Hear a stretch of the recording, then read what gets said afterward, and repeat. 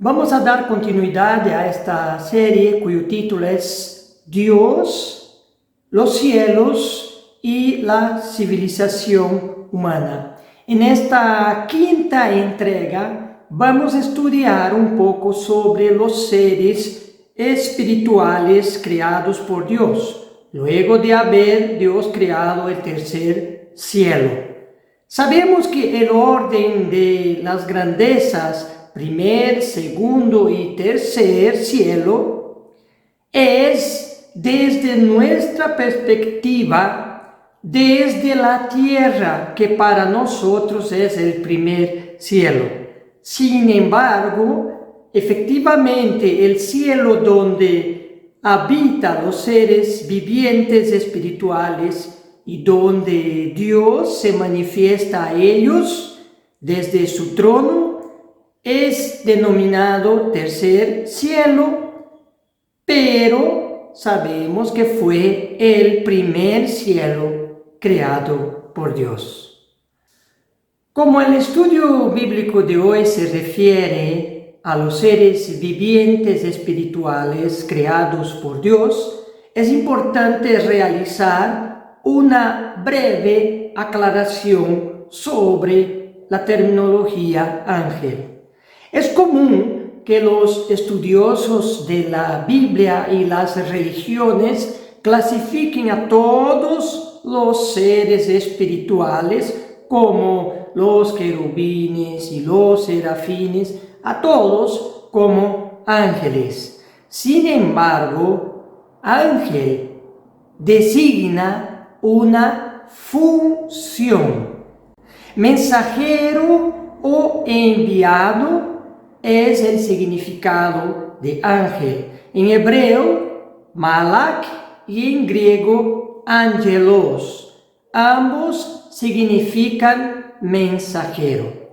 Por lo tanto, cualquier criatura espiritual creada por Dios puede cumplir la función de un ángel, pero no todas las criaturas cumplen esa función. Ciertamente una parte de los ángeles son, por ejemplo, querubines, pero no todos los querubines cumplen la función de ángel. Hay 4 querubines que están junto al trono móvil de Dios. No tendrían ellos la función de mensajeros. El profeta Isaías vio en visión a los serafines de pie junto al trono de Dios. Y uno de ellos, de esos serafines que estaba junto al trono de Dios, se comunicó con el profeta. Eso está en Isaías capítulo 6. En ese caso, aquel serafín actuó como ángel, como mensajero de Dios. Por eso usamos la terminología seres espirituales o celestiales para designar a los seres vivos, no físicos, que Dios creó antes que creara al hombre. Entendemos que la Biblia destaca una parte de ellos que cumplen el papel o la función de mensajeros, o sea, ángeles, entre el cielo y la tierra.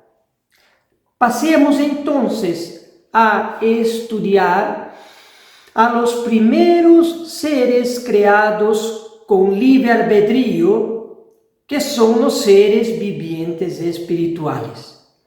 En la eternidad en que habitaban, al margen del tiempo y del espacio, tanto físico como espiritual, los dos seres que conforman la divinidad denominada Dios, decidieron y planificaron hacer algo increíble, extraordinario y sin ningún precedente en su existencia eterna.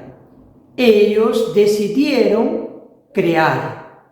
Es imposible siquiera intentar imaginar cuándo fue que en su eternidad ellos decidieron crear. Y si la planificación pudiera ser medida, ¿cuánto tiempo habría tomado Dios para planear cada detalle de su magnífica creación, tanto espiritual como física? Dios previó que seres con libre albedrío, libre voluntad, tanto seres espirituales como seres humanos, podrían ellos elegir un camino distinto a todo lo que es perfecto y sincronizado de la eternidad divina. Es un riesgo, podemos decir. Lo santo podría ser contaminado deliberadamente al crear seres con libre albedrío. Y Dios no podría arriesgar la eternidad infinita en que existe. Y efectivamente, tanto una parte de los seres espirituales que desempeñan la función de ángeles, así como toda la humanidad, han transgredido los principios de la ley de Dios, una parte de los ángeles y la humanidad.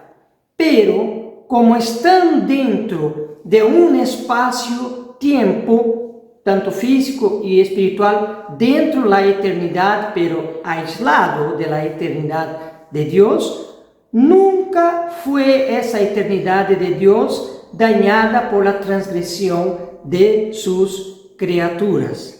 Esa es una de las evidencias más importantes a favor de la creación de un espacio finito, aunque extraordinariamente gigantesco en comparación al ya existente universo, inconmensurable e inimaginable y de inimaginable tamaño.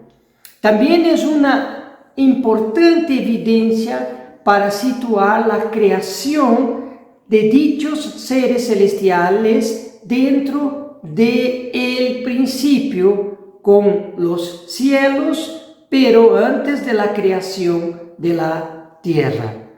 Génesis capítulo 1, versículo 1 marca el inicio de las cosas espirituales y físicas, el espacio-tiempo en varias dimensiones.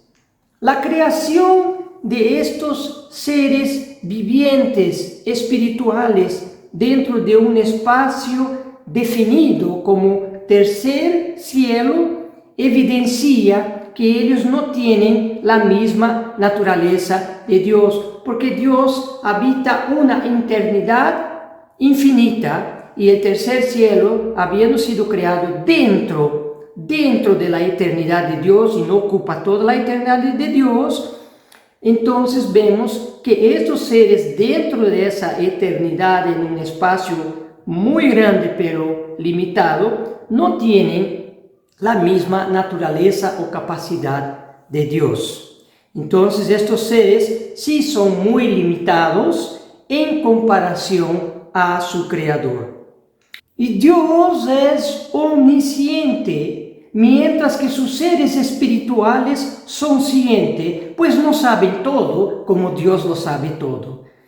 Dios es omnipresente porque Dios es la misma eternidad, mientras estos seres creados por Dios, celestiales, son seres presentes, pueden estar en un solo sitio a la vez, ya que habitan un lugar determinado. Y a pesar que Apocalipsis relata ángeles con poder en relación al hombre, Dios es todopoderoso, mucho más grande que cualquier una de sus criaturas, incluyendo obviamente a estos ángeles poderosos descritos en Apocalipsis. Los libros de Salmos, Daniel, Miqueas, Hebreos, Apocalipsis se refieren al número de los ángeles como miriadas de miriadas y millares de millares. Dios los creó a sus seres espirituales eternos y en número finito, sin embargo, muy numerosos. Pero a pesar de haber sido creados superior a los hombres, como nos enseña el texto conocido de Salmos 8, los que desempeñan la función de ángel entre las criaturas celestiales creadas por Dios y todas las demás criaturas, todas son inferiores a Dios y en el futuro también serán inferiores al hombre, cuando el hombre sea finalmente transformado en ser espiritual para venir a ser parte de la familia de Dios. La Biblia explicó varias cosas sobre los ángeles en el libro de Hebreos, capítulo 1, que Dios es superior a ellos, que son espíritus y que no son y ni serán parte de la familia divina de Dios. Solo sirven y servirán eternamente a la familia de Dios.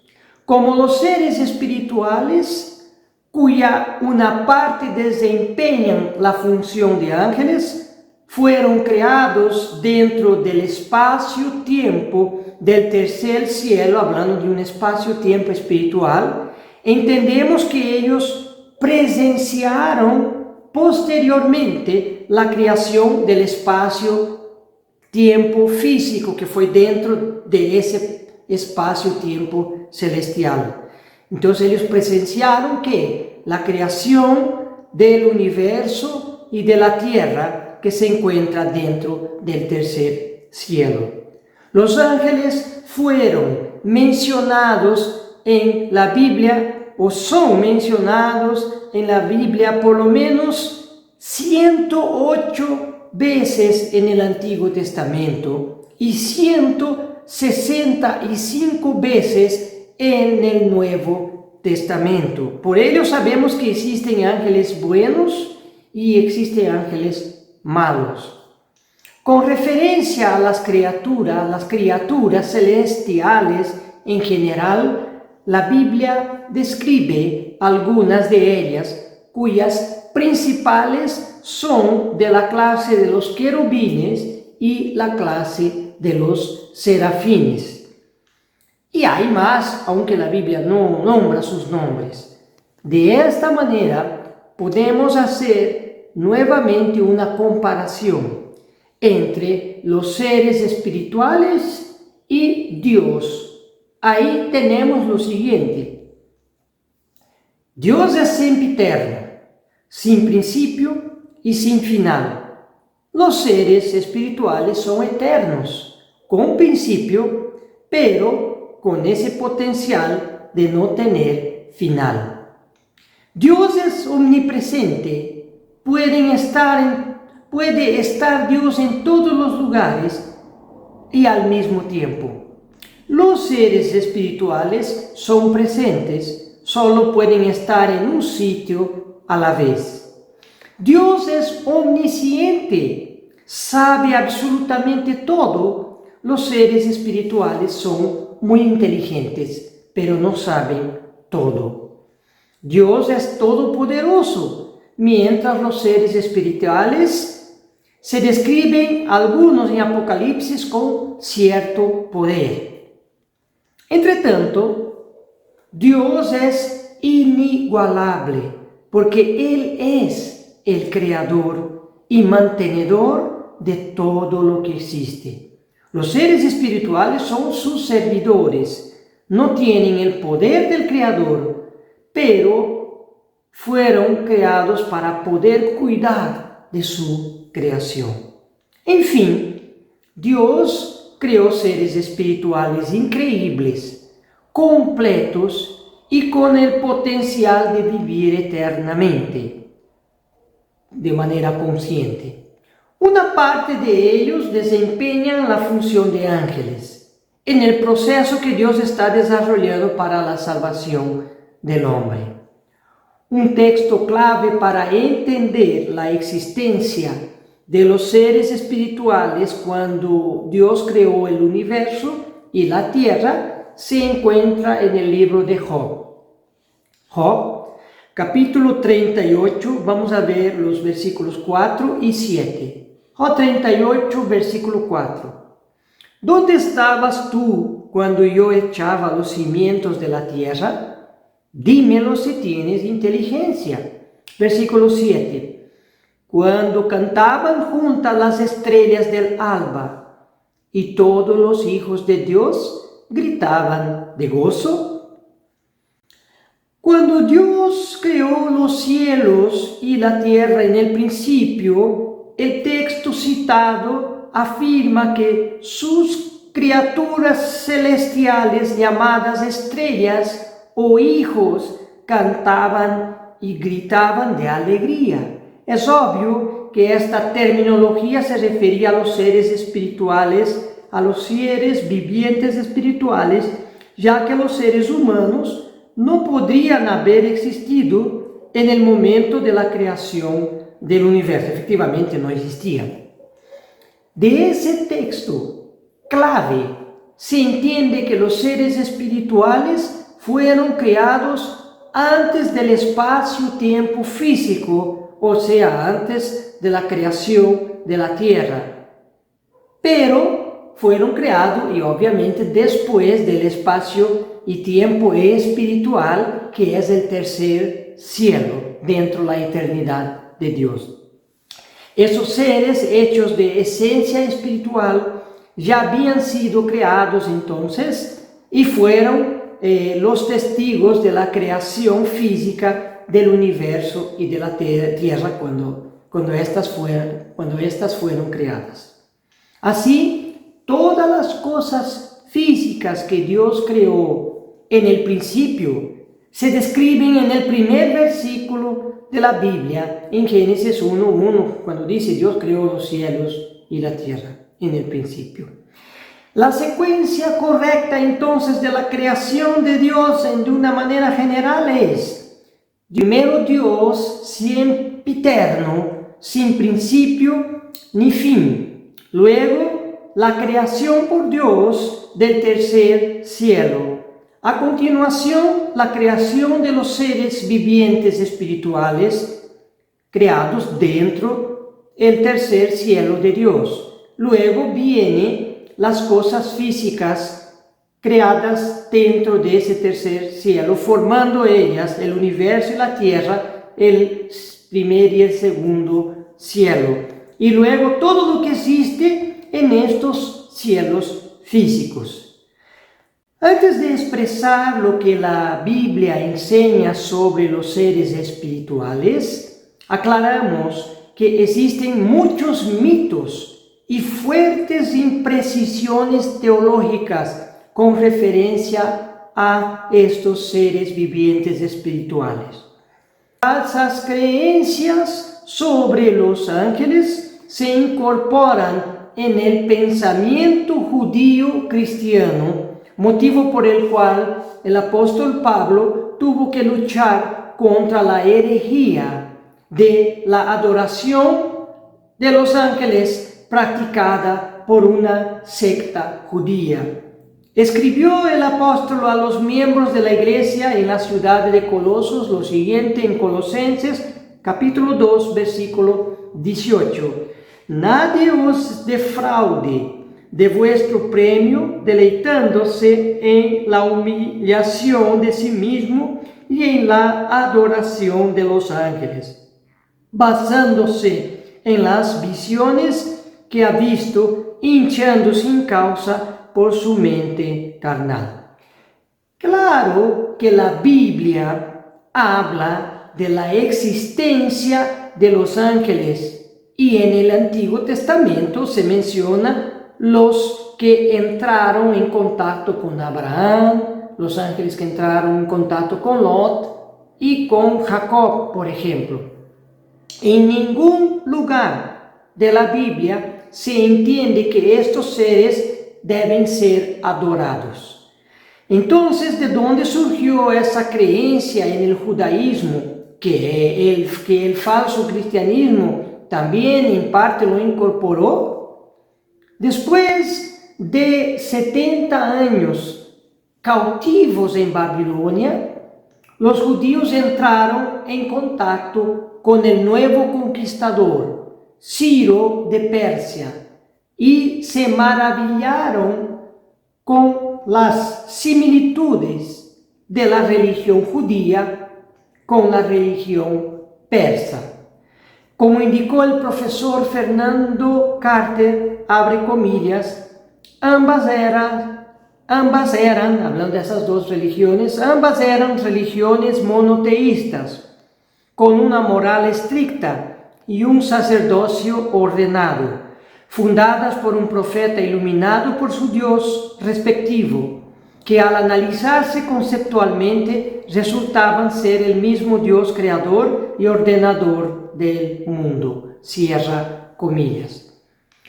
Ambas religiones, la judía y la persa, creían en la existencia de seres espirituales, tanto buenos como malos, creados por la deidad suprema. Los judíos incorporaron el panteón de seres espirituales de los persas en su religión, pues creyeron que se trataba de los ángeles de Dios. Para que se tenga una idea más clara, los persas creían que Hormuz era el Dios supremo que creó dos espíritus gemelos antagónicos, Spenta Mainyu, el buen espíritu, y Henri Mainyu, el mal espíritu.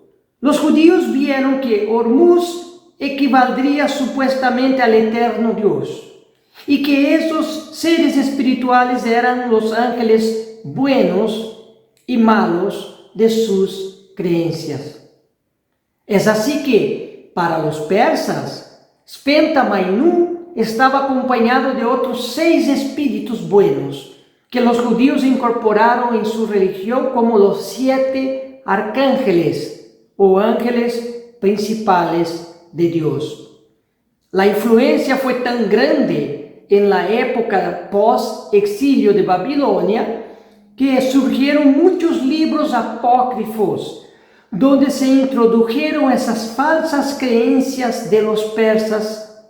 Libros apócrifos como de Tobías y de Enoque hablan de la existencia de 7 arcángeles: Miguel, Gabriel, Rafael, Remiel, Saratiel, Raguel y Uriel. Aún hoy, la Iglesia romana perpetra los llamados 3 arcángeles, Miguel, Gabriel y Rafael. Pero Pablo, sabiéndolo, dijo a los colosenses que no se engañen y pierdan su galardón desviándose hacia el culto a los ángeles. Fue una advertencia. Uno piensa que los persas dejaron a los judíos volver del cautiverio de Babilonia para reconstruir Jerusalén en el año 457 a.C., porque ellos eran muy buenos. Pero en realidad fue porque los judíos se ganaron la simpatía de los persas cuando estos judíos asimilaron muchos elementos de la religión persa al judaísmo, además de los supuestos parecidos entre ambas religiones, porque la persa era una religión monoteísta. El contacto con la religión persa marca el hito de la introducción de herejías en la religión judaica, principalmente el culto a los ángeles. Ahora vamos a la Biblia para entender un poco más sobre los seres celestiales y sus distintas clases, pero no de la mitología persa, pero sí lo que la Biblia realmente enseña. Y ahí en la Biblia se habla de clases como serafines y querubines, ambas denominadas en la Biblia en el vocablo griego sun, que significa animal o, mejor, traducido como ser vivo. Sin embargo, entre los seres vivos celestiales mencionados en Apocalipsis, además de los serafines, de los seres vivos serafines, de los seres vivos querubines, hay también otros seres vivos, como 24 de ellos que participaron en un juicio con Dios denominado ancianos. Y hay seres como caballos, que Jesús y los ángeles montarán para recuperar a la tierra en el fin de los tiempos. Pasemos entonces a describir esas dos clases que resalta la Biblia, aunque hay más y la desconocemos. Vamos a describir ahora a los serafines y a los querubines de acuerdo a la Biblia. Los serafines, ellos están descritos en el libro de Isaías de la siguiente manera. Isaías capítulo 6, versículos 1 a 3. Versículo 1. En el año de la muerte del rey Usías, vi yo al Señor sentado sobre un trono alto y sublime, y la orla de su manto llenaba el templo. Versículo 2. Por encima de él había serafines, cada uno tenía 6 alas, con 2 cubrían sus rostros, con 2 cubrían sus pies, y con 2 volaban. Versículo 3. Y el uno al otro daba voces, diciendo: Santo, Santo, Santo es el Señor de los ejércitos. Llena está toda la tierra de su gloria. La palabra serafín solo aparece en este capítulo de Isaías y viene del vocablo hebreo quemar, como una alusión a que uno de estas criaturas tenían un carbón encendido en la mano y lo tocó con este carbón en la boca del profeta.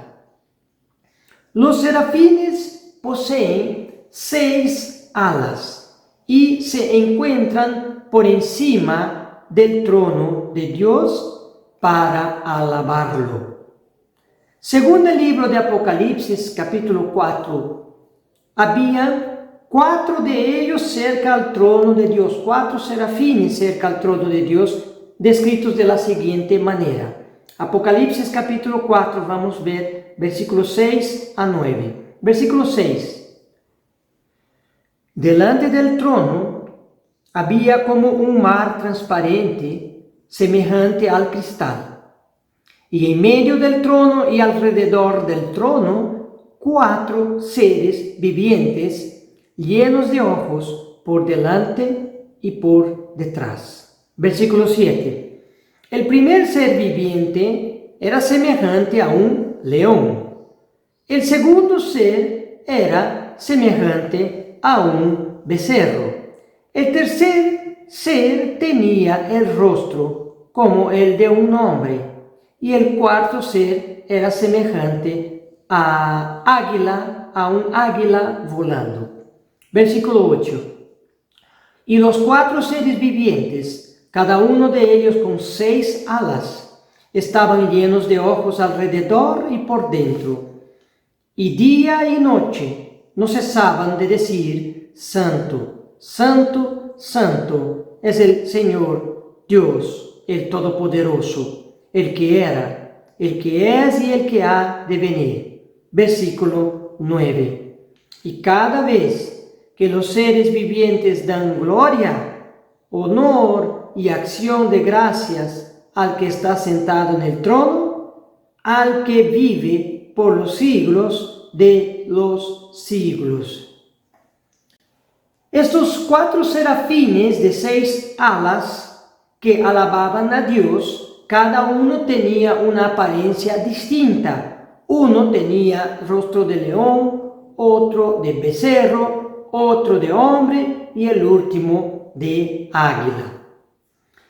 Ahora vamos a ver la descripción de los querubines también en la Biblia. La palabra querubín viene del vocablo hebreo querubín. Estos seres fueron los más representados en el arte de Israel. Por ello, lo encontramos forjados en oro sobre la tapa del Arca de la Alianza. Estaban bordados también en las cortinas del santuario y esculpidos en sus paredes. Esta clase de seres entendemos que era muy numerosa, la misma que en diferentes libros de la Biblia dice que son milladas de milladas, millones de millones, ya que podemos creer que la mayoría de los mensajeros de Dios eran de la clase de querubines, aunque no todos. Así, la Biblia evidencia que los querubines cuidaban lo sagrado. Por ello, estaban representados en el templo. Pero también los querubines fueron quienes guardaron el camino de acceso al árbol de la vida cuando el hombre pecó. Eso nos da a entender que, siendo ellos en mayor número, guardando lo sagrado y protegiendo el acceso al árbol de la vida, serían ellos como representación de soldados, de guardianes.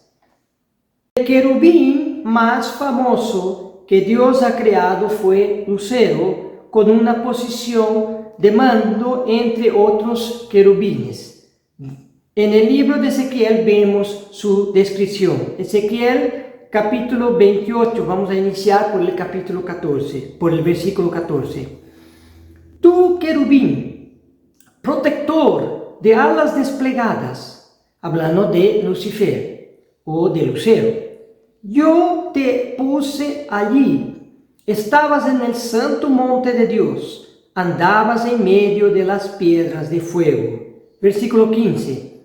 Perfecto eras en tus caminos, desde el día que fuiste creado hasta que la iniquidad se halló en ti.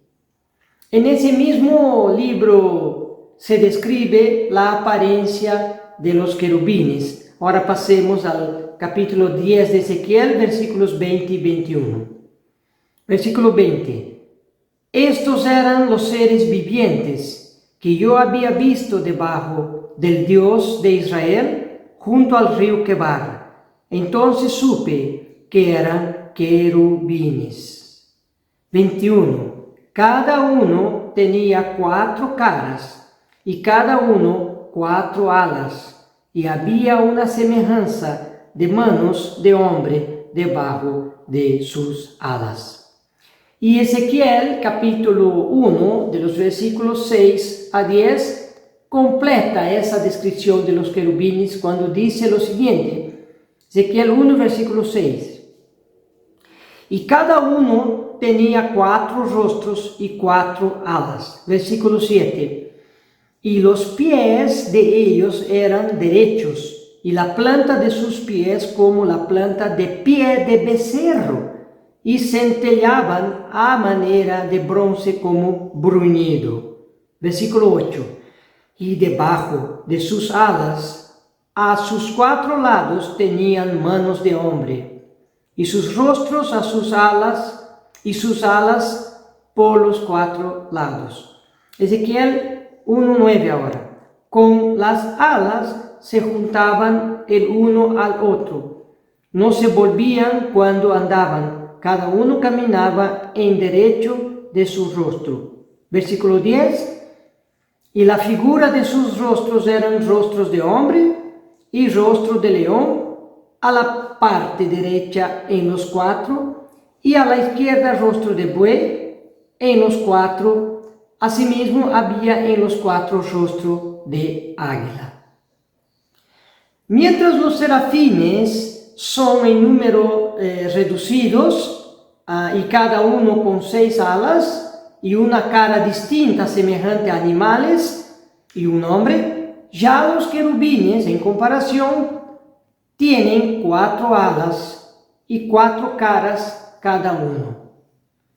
Por la distinción existente entre ellos en cuanto a la apariencia y funciones, es posible que los mismos no hayan sido creados todos al mismo tiempo como se pensaba. Por ejemplo, la creación del lucero es descrita como algo particular y no así colectivo, una creación muy especial. Y esas clases de seres vivos espirituales se encuentran grabadas en las figuras de la región de Mesopotamia y sus alrededores. Y encontramos figuras muy antiguas que muestran serafines de 6 alas y también muestran querubines con 4 alas. Ahora veremos brevemente algo sobre el arcángel Miguel. La Biblia a veces se refiere a Jesús como el ángel del Eterno. No porque Jesús haya sido creado junto con los seres espirituales, mas por el significado propiamente de la palabra ángel, que significa mensajero. Jesús, entre las muchas de sus atribuciones, fue el mensajero de Dios el Padre, habitando entre los hombres y anunciando el venidero reino de Dios. Y ese punto es un punto importante para reforzar el entendimiento que ángel designa una función. Incluso se puede aplicar a personas que llevan el mensaje de Dios. En el episodio de la zarza ardiente, la Biblia dice, allá en Éxodo capítulo 3, versículo 2, y se le apareció el ángel del Señor en una llama de fuego, en medio de una zarza, y Moisés miró, y he aquí la zarza ardía en fuego, y la zarza no se consumía. Al leer el contexto, es Jesús, de parte de Dios, Padre, quien habló en aquella ocasión a Moisés. Sin embargo, la Biblia menciona también al jefe de los ángeles con el título de Miguel, y es posible que el denominado arcángel Miguel sea una representación también de Jesús por sus hechos descritos en la Biblia y por lo que nos da a entender el significado de ese título Miguel y la función que desempeña jefe de los ángeles. También hay que entender que la Biblia nunca mencionó directamente más que un único arcángel, entendiendo que se trata del jefe de todos los ángeles. Pero se puede inferir también que existiría jefes de grupos menores de ángeles. No hay más elementos para profundizar en esa última hipótesis. Segundo, la arcángel está compuesta en hebreo de arche, que significa origen, primero, principal o jefe. Esa palabra es equivalente al griego archo, que significa jefe líder o gobernante. Y está también compuesta de la palabra malaki en hebreo o ángelos en griego, que significa ambas, en hebreo y en griego, mensajero. Los dos términos juntos forman la palabra en griego arcángelos, que significa jefe de los ángeles. Y Miguel, tanto en hebreo, Micael, como en griego, Mishael, único arcángel mencionado en toda la Biblia, Miguel significa quien, como él, Dios, quien como Dios o quien es semejante a Dios. Daniel describe a Miguel como un gran príncipe que vendrá a la tierra y los muertos resucitarán. Daniel, capítulo 12, versículo 1 y 2, dice lo siguiente, versículo 1. En aquel tiempo se levantará Miguel, el gran príncipe que vela sobre los hijos de tu pueblo. Será un tiempo de angustia, cual nunca hubo desde que existen las naciones hasta entonces, y en ese tiempo tu pueblo será librado, todos los que se encuentran inscritos en el libro. Versículo 2, y muchos de los que duermen en el polvo de la tierra despertarán, unos para la vida eterna y otros para la ignominia, para el desprecio eterno.